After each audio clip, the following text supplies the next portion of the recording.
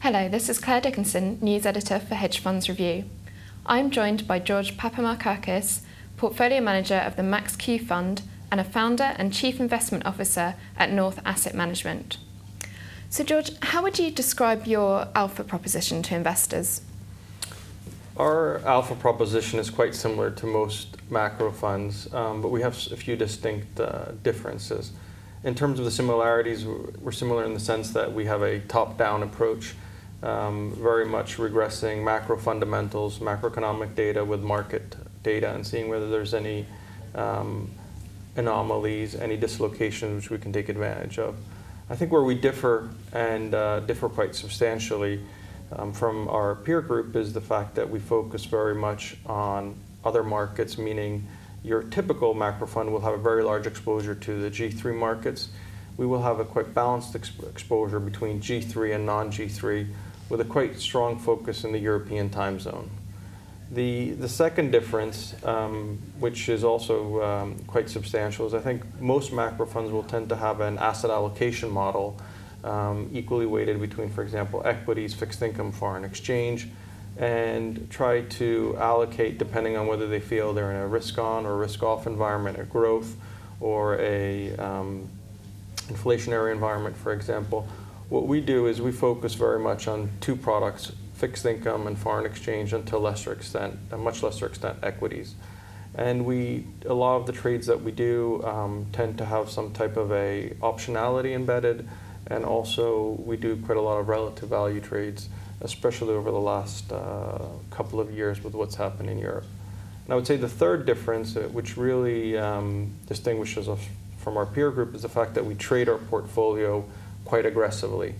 That's both a function of the fact that I think the markets have become a lot more unstable and volatile, but also we think it's a source of pure alpha, because simply the market at certain times gets overextended in positioning, and as a result you have the ability to take advantage of that, because when that position gets overextended, the unwinds potentially don't reflect underlying fundamentals, but you'll get an overshooting of that asset class, which we think is an opportunity to participate in. You were one of few global macro funds which ended 2011 positive. In fact, you were up over 25%. What factors contributed? Some of the things that I mentioned before contributed. One is that we had a very, I would say, short-term investment horizon, taking into account the fact that we were in a very volatile trading environment, very volatile policy-making environment, and therefore we didn't get caught out by potential reversals in the market. The second thing is, I think last year we were quite the markets, I would say, we were quite fortunate because there was a lot of dislocations around the world. So we took advantage of, for example, the slowdown in China.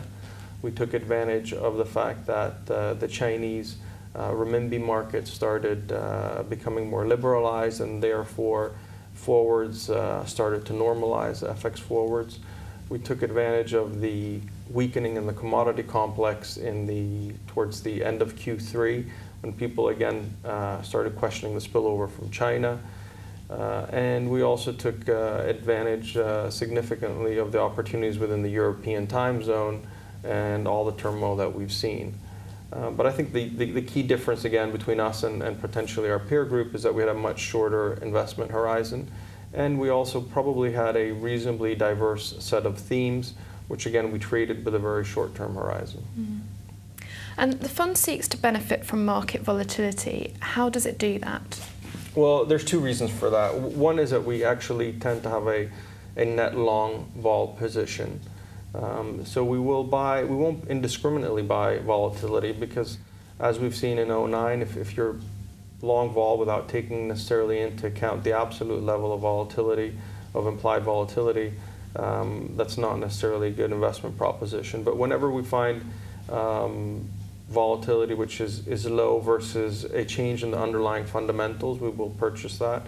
So for example, the fund as we speak is long Chinese volatility on the Chinese yuan, because obviously we're seeing quite a lot of things happening in China. One is the liberalization of the FX market, which is increasing volatility. Second is the actual policymakers wanted to increase volatility in the spot market. And the third is we're seeing quite a change in the perception of the growth profile of China going forward. So whenever volatility is cheap on a historical basis, we will tend to be long. However, that's one part of the portfolio. The second part of the portfolio is that because we're very trading oriented, we have the ability to shift our positions quite quickly and take advantage of potential unwinds that we're seeing in positioning, which, as I mentioned before, might be overextended. So what we've seen after 2008 is obviously a significant diminishing in bank capital and the ability of banks to warehouse risk. And so I think that creates an opportunity for funds like us, which have the ability to take advantage of that reduced liquidity and the need for investors to get out of positions very quickly, something that we look to take advantage of. Mm. And you tend to stick to liquid markets. Are you missing opportunities for doing that? I think we are. That's the short answer. But we have very liquid terms for our investors. We offer 45-day liquidity. So we offer monthly redemptions. And I think it would be imprudent to have the portfolio positioned in illiquid assets when we don't offer those, when we have different terms to our investors. In 2008, we saw a lot of funds which obviously had significant illiquid positions which their investors weren't aware of. In contrast, our fund halved, despite having a very good 2008 and being significantly positive. We had redemptions like the rest of the industry, and we were able to meet them in a very orderly manner without imposing any gates. So and that's a function of being invested in those liquid markets. So although we are missing opportunities, I think it's not what we have offered to our investors. The second thing is that I think illiquid strategies really need to be taken into account with the portfolio in its entirety. In other words, it's not only the redemption profile that you have, but how will the rest of your portfolio perform when your illiquid portfolio is not performing. And that is something which I think, although we've done a lot of modeling in the past when we first started the fund, it's very difficult to understand exactly how the risk would change within the portfolio. So sticking to liquid instruments allows us to, I think, manage the portfolio in its entirety in a much better way. Mm. And how do you define a liquid market, given how they're behaving at the moment? Well, we have a quite straightforward way of defining it. We would say liquid is anything that you can effectively get out of or liquidate within 24 hours. Anything which takes more than 24 hours becomes more illiquid, and then obviously there's positions which take potentially months. So we stick to products which for all practical purposes you could get out of within 24 hours. Right.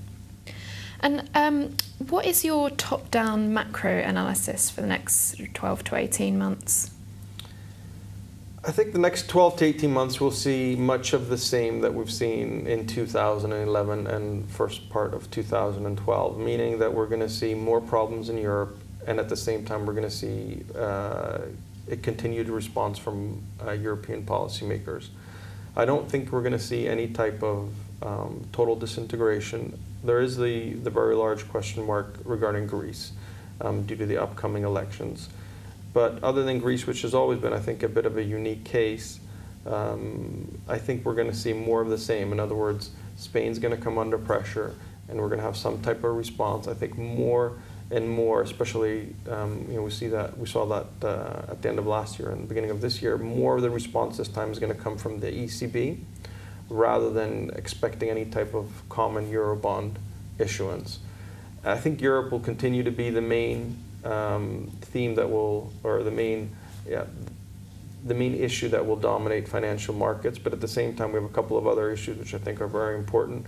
One is in the U.S., where I think people have quite a benign view on the outcome of the elections, and more importantly on the outcome of the fiscal tightening. The U.S. is heading for a 5% contraction in terms of the tightening that's 5% of GDP in terms of the tightening that's implied due to the runoff of the tax cuts and also due to the runoff of the unemployment support. So although there will be some type of adjustment from politicians to that, I don't think it will be as benign as the market is expecting. So I think that's another quite substantial hurdle which the market will be facing towards the end of this year, beginning of next. And finally, I think that the third issue, which is very important to take into account, is the change in terms of the composition of Chinese GDP growth. China's clearly made a very large effort to change the composition of growth, become less commodity intensive, and that's something also which I think will affect the commodity complex. So there's quite a lot of things up in the air, but probably in a nutshell, I would say Europe will continue to be the main source of volatility in the markets. And I don't think we're going to get any huge tail event, but I do think we're going to get continued volatility where markets will push policymakers to take action. Policymakers will take that action, but it will be very short-lived. So a continuation of last year, I would say. Mm. And how about your micro bottom-up analysis? Micro bottom-up analysis, we're spending a lot of time focusing on two things. One is the developments within the commodity complex currencies and whether the demand from China or the perceived slowdown in terms of demand from China will materialize, what type of a knock-on effect it will have on those currencies. And the second thing which we're focusing on is the developments obviously within the European time zone and especially on the issuance calendar. Governments are in the periphery, but even France is having a tough time with its issuance calendar, and that's always a source of opportunity for us. And you've talked about what you think might happen in the Eurozone. Could you just elaborate a little further and tell me what effect that might have on performance? Well, one of the sources of return last year was the Eurozone crisis, and we think that will be another source of opportunity, and it's for two reasons. One is that this incredible amount of supply that you're seeing, government bond supply, is having a problem finding a safe home, and as a result, any issuance that comes into the market either comes with a slight or substantial discount. So the ability to trade the upcoming government bond supply is a source of opportunity. The second thing is that you're also seeing quite, I think, a substantial shift after the French elections in terms of the priorities within Europe. Clearly, France is trying to push towards a more growth and fiscal loosening of the Eurozone in its entirety. It's also pushing for some type of common issuance, which I don't think has any chance of materializing because Germany's not up for it. But all those, or if you like, France pushing with the support of some of the other peripheral countries for a loosening of the fiscal pact, or if you like, adding another growth dimension, does create an opportunity for us in terms of trading the government bonds against each other. So I think in the immediate future, for example, French bonds will underperform because people will question the commitment by the new administration to tightening, and at the same time, issuance continue to come into the market. So the ability for the market to digest that incredible amount of supply is quite limited. The other thing is that France continues to be exceptionally exposed to the periphery, much more than Germany. So although Germany is a larger lender and the banking sector is quite substantially exposed, the real economy of Germany is less exposed to the periphery compared to France. So the French growth rates will continue to underperform Germany, and again, that will be another source of market volatility. And of course, Spain continues to have its problems. And the real issue, which again, I think there will be some type of response from the ECB, and therefore you always have to keep that short trading environment or very short-term trading style that I mentioned before, is Spain, which continues to have a tough time dealing with these exceptionally high real rates. So what you need to get, which I think policymakers recognize, is you need to get credit intermediation working again in the periphery. And the second thing is you need to have negative real rates across all of the Eurozone and not just in the northern European countries. So both of those issues, I think, will be addressed by the ECB effectively taking some type of action, but only when things get worse. So you have to wait for things to get worse and then expect some type of a snapback. And we're going to see that, I think, at least a couple of times this year. How bad do you think things might get before the ECB takes that action? I think we've seen the ECB take action when yields in Spanish and Italian bonds have been roughly around 7%. And so we're pretty close to that. I don't if we don't get any immediate relief from the upcoming EU summit, which I don't think we will, probably the markets will turn a little bit, will become a little bit weaker, and then the ECB will try to think of something. I'm not sure whether it's going to be post or pre the Greek election, which is another catalyst for the markets, but I think we're pretty close. And how are you hedging the portfolio? We hedge the portfolio by having, I would say, a long volatility position, so that always allows us to, that performs usually well in times of distress. The second thing that we do is we focus a lot on, as I mentioned before, our micro opportunities. We try to take out the overall risk exposure to the G3 world. So, for example, like I mentioned before, a lot of the trades that we do are outside of the Eurozone, which, however, are affected by what's happening in the Eurozone. So, for example, one position that we believe strongly in is that Czech rates, so rates in the Czech Republic, will underperform substantially, but mainly versus Europe. So we'll trade one currency or one interest rate market versus another market. And that's usually the predominant theme or predominant hedge we will use in order to isolate overall global risk environment and focus very much on that micro opportunity. And what are the greatest risks to performance at the moment? For our fund, the greatest risk is if we become in a very low volatility environment, and that potentially could take place, I think, if we get an extreme amount of policy activism across the world. So similar to what we saw in 2009, where we saw a very big reflation trade. That would be difficult for us to manage because we like these markets which are choppy, volatile. So if we get one very big trending environment, I think that will be a little bit more difficult for us to manage. Where are the opportunities this year, in which sectors and which geographies? So Europe will continue to be a source of potential return because of the volatility that we're seeing due to the crisis. And that will be predominantly focused in the fixed income space. We don't think actually the euro as a currency will trade necessarily one way or the other to a large magnitude. I think the big source will be what's going to happen with French bonds, what's going to happen with Spanish bonds, how is all the issuance that's going to come to the market be taken down in an orderly fashion, and what is the ECB going to do in terms of reacting to the deteriorating growth environment. So that will continue to be a source of opportunity.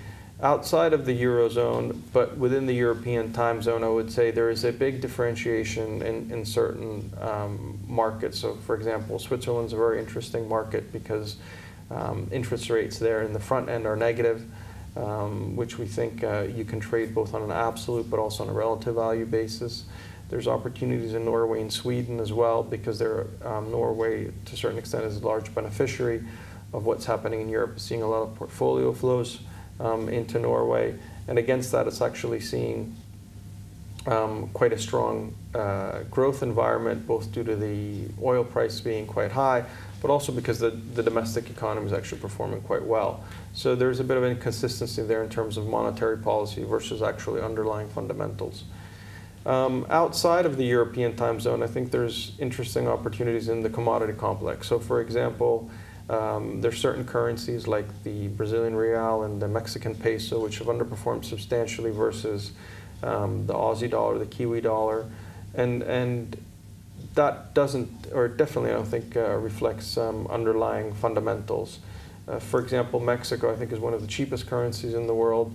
It depreciated substantially in 2008 and 2009 on the back of the financial crisis, and really never got back to where it was before. And it's actually gained substantially in terms of competitiveness versus Asia and China specifically. So that's another currency that we like. And finally, I think that again, in the emerging market space, interest rates, for example, in Turkey, I think will reprice higher. So there's a few themes out there, and I think the main theme is actually always being quite opportunistic and having a quite short-term trading environment.